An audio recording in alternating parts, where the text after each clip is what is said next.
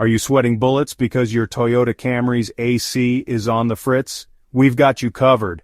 Alright folks, let's dive into why your Toyota Camry's air conditioner might not be working. First off, check the basics. Is your AC set to the right temperature and on the correct mode? Sometimes it's the simple things. Next, let's talk about the refrigerant. If your AC is blowing warm air, you might be low on refrigerant. This can happen over time or due to a leak. A quick trip to your mechanic can sort this out. Now, what about the AC compressor? This is the heart of your AC system. If it's not working, your AC won't either.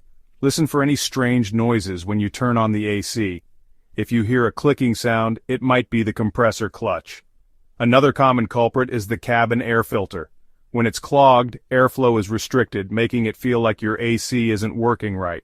This is an easy fix you can do yourself.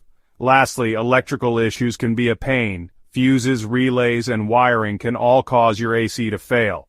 If you're not comfortable poking around, leave this to the pros. So there you have it. A few simple checks and fixes can save you from the summer heat.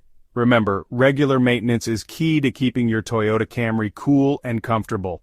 Thanks for watching. If you found this video helpful, don't forget to like, share, and subscribe for more car care tips. Stay cool out there.